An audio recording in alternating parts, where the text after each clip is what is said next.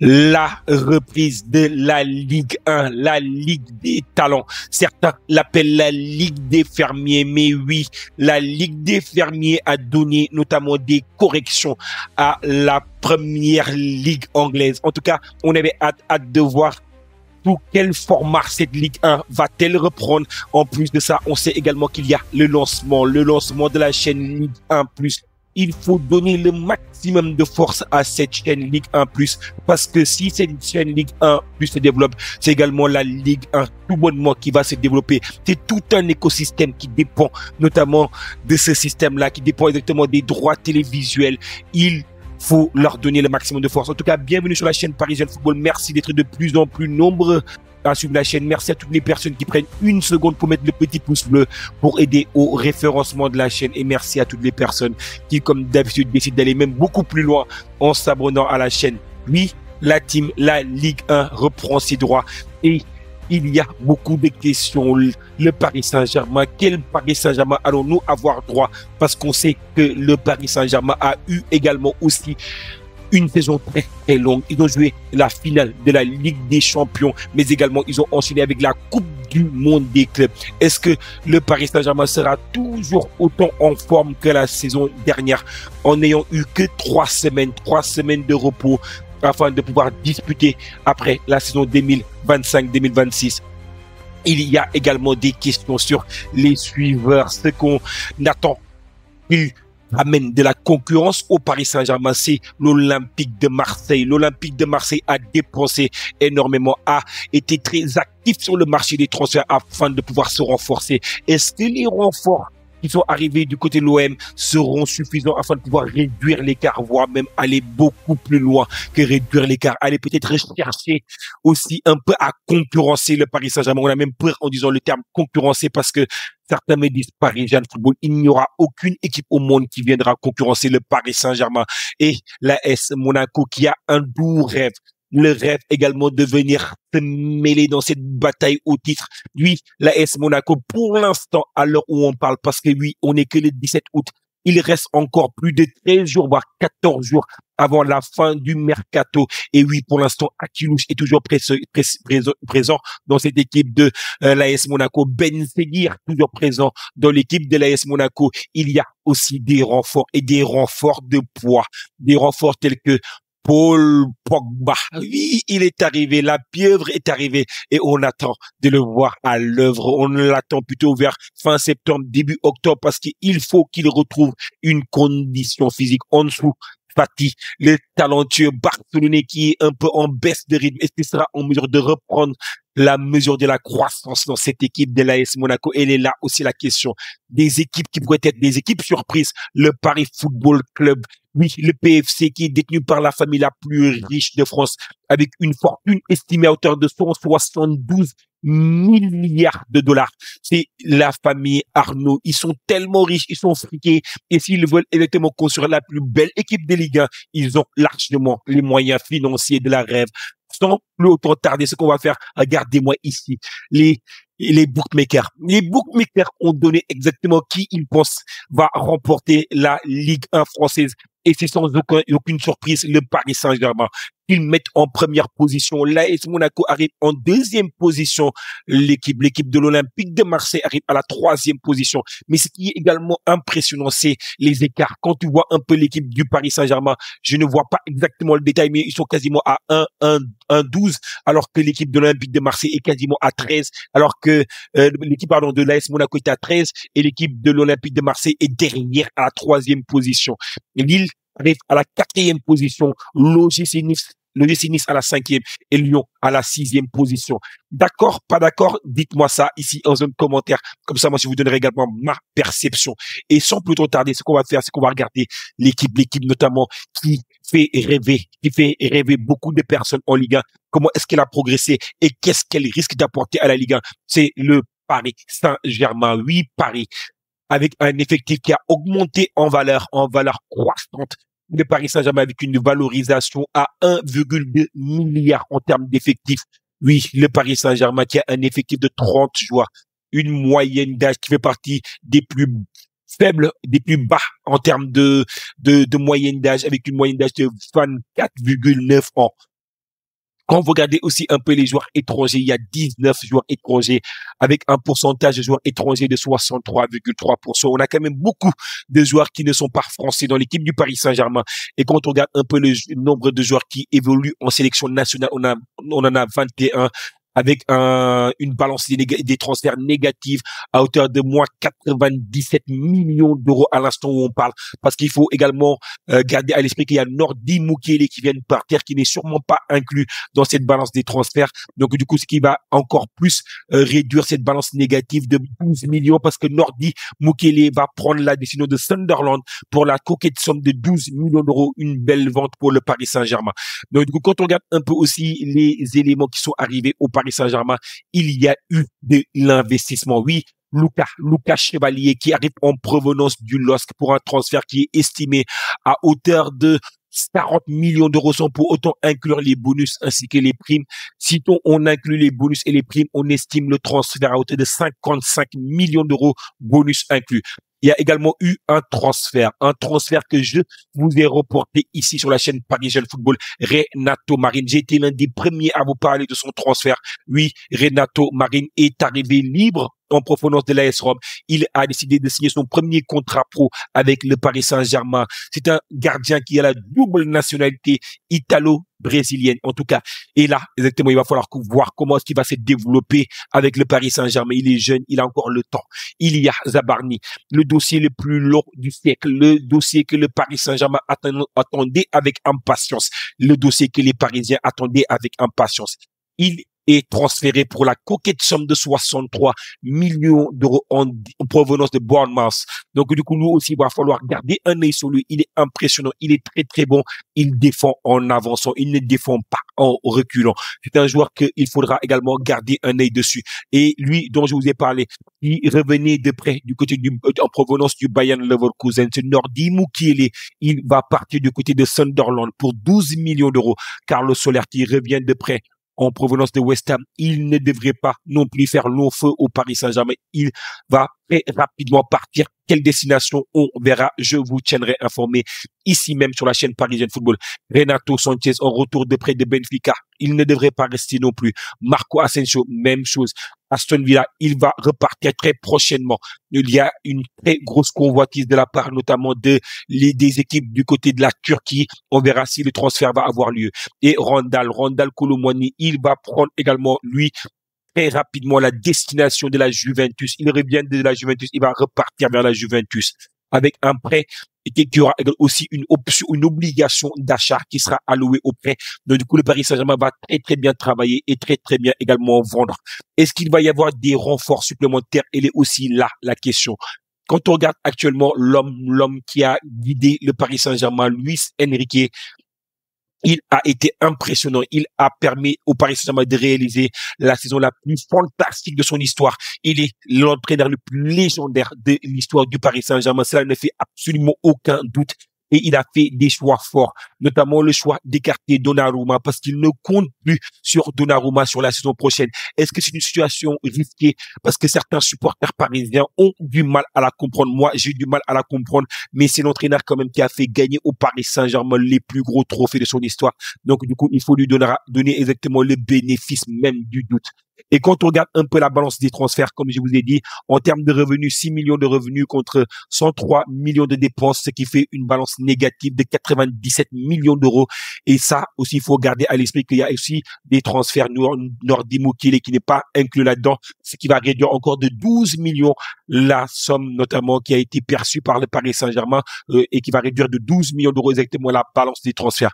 Milan Skriniar est parti, Gabriel Moscardo est parti en prêt, Yoram Zagué est parti également en prêt, Ilyes Ousnik est parti librement, Naufel exactement El Anache qui est également parti en prêt du côté de Montpellier. Donc du coup il y a pas mal de départs, pas mal d'arrivées, enfin des arrivées c'est un peu plus réduit parce qu'il y a Ilia Zabarni, Lucas Chevalier ainsi que Renato Marine. Donc du coup là on a hâte de voir le Paris Saint-Germain, mais il y a fort à parier que le Paris Saint-Germain a toujours autant faim. Mais est-ce que les 3 semaines juste de repos seront suffisants pour pouvoir dominer autant qu'ils ont dominé la Ligue 1 la saison dernière. Ça, c'est l'une des questions également qui reste à se poser et l'une des questions à laquelle on attend de voir aussi, c'est quoi la réponse que le PSG compte bien apporter. Donc, du coup, maintenant qu'on a vu le Paris Saint-Germain, il y a des adversaires qui n'ont qu'un seul rêve, c'est essentiellement de réduire l'écart avec le Paris Saint-Germain. Parmi ces adversaires, on a l'équipe notamment de l'Olympique de Marseille. Et sans plus tarder, ce qu'on va faire, on va aller voir l'Olympique de Marseille qui est donné ici en 3e position. Moi, je dirais que l'Olympique de Marseille risque de plus se bagarrer pour la 2e position que ce que les pronostics ici à ma droite sont en train de montrer.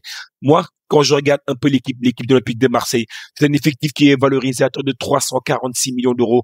C'est une équipe aussi qui a 29 joueurs au total à l'heure où on parle, parce que Mehdi Benassia parle aussi de recruter 3 à 4 joueurs pour venir renforcer notamment cette équipe de l'Olympique de Marseille, parce que cette équipe de l'Olympique de Marseille a aussi besoin des renforts, notamment sur le point de vue défensif. On l'a vu durant le premier match face à Rennes, où est-ce que l'équipe de l'Olympique de Marseille a été en difficulté aussi sur le plan de vue défensif et surtout pour le point de vue défensif. Quand on regarde aussi un peu les arrivées, on a Facundo Medina qui est arrivé en prêt du Racing Club de Lens. Lui, c'était également un prêt qui est également très, très intéressant. Il n'a pas pu jouer sur le premier match, donc du coup, il va pouvoir très rapidement revenir. Après, également, il y a Egan Riley qui est un transfert parce qu'il est arrivé librement, notamment en provenance de l'équipe notamment de Burnley. Après, il y a également eu Bamo Meite qui lui aussi est parti en provenance qui est parti également du côté de Montpellier. Après, il y a aussi Pierre-Emerick Hochberg qui lui arrive en provenance de Tottenham Hotspur, transfert définitif, 13,5 millions d'euros. Là, le prix avec option d'achat, l'option d'achat a été levée.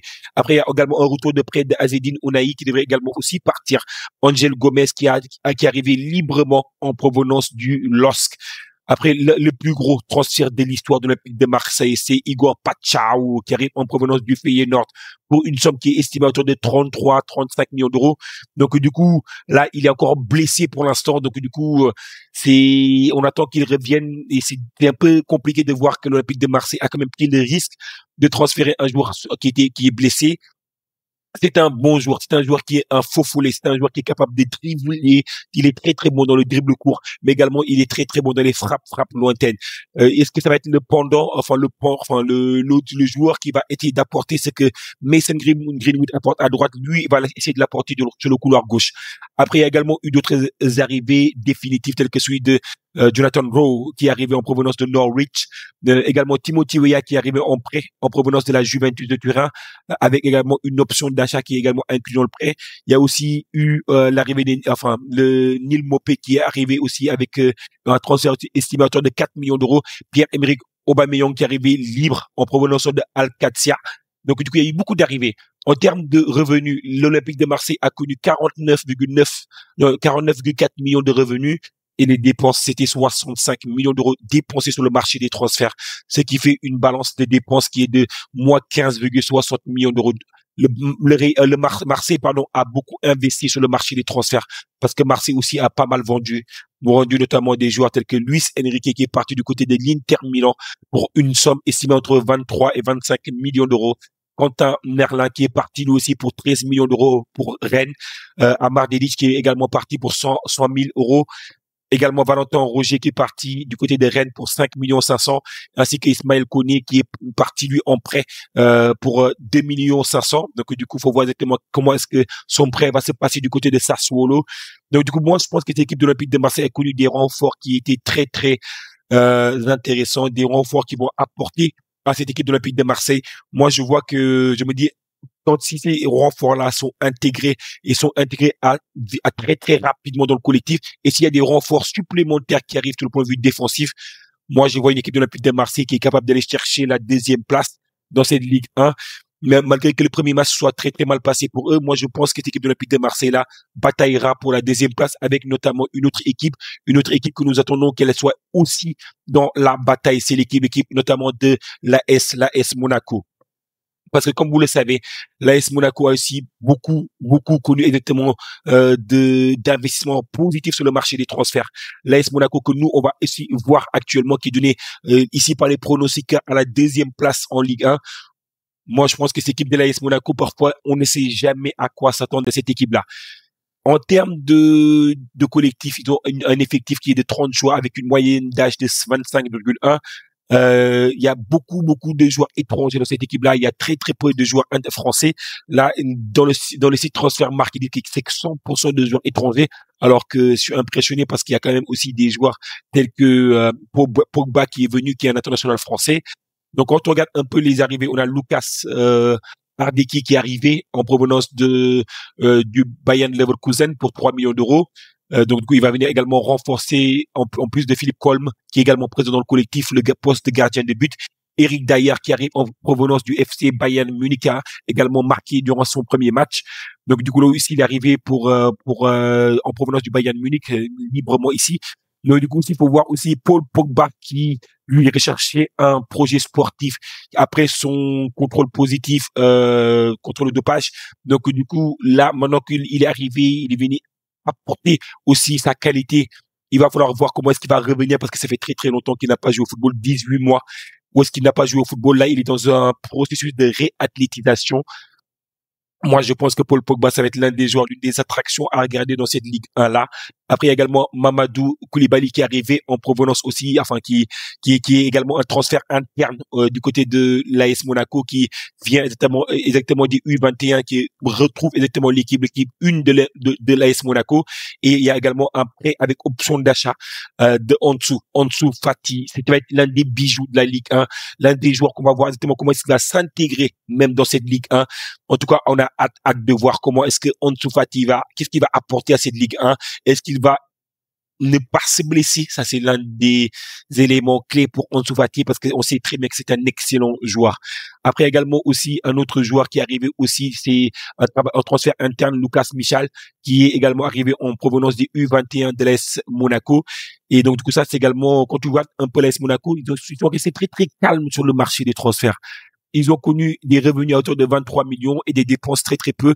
Ils ont eu une balance qui est des transferts qui est positive. Cela montre qu'ils ont connu plus de ventes que d'achats. Donc, du coup, ce qui est également intéressant. Mais il n'empêche que l'AS Monaco, c'est un projet stable. C'est un projet où est-ce que ils savent exactement ce qu'ils font, ils savent exactement, c'est un projet qui est plutôt dans la continuité de ce qu'ils ont fait exactement les années précédentes.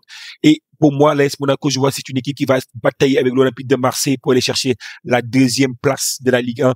Et moi, je pense que l'AS Monaco, moi, je la vois plutôt terminer 3e derrière plutôt l'équipe de l'Olympique de Marseille, même si je pense que aussi, peut-être que j'aurai tort à la fin, parce que je vois la marche, elle est tellement fine entre ces deux équipes-là, entre l'AS Monaco et l'équipe de l'Olympique de Marseille, que c'est très difficile à pronostiquer.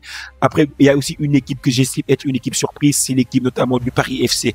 Gardez un œil sur cette équipe du Paris FC parce qu'elle peut poser beaucoup de problèmes à pas mal d'équipes parce qu'ils ont connu quand même pas mal de renforts, notamment les arrivées de Otavio qui est arrivé renforcer cette équipe du Paris FC.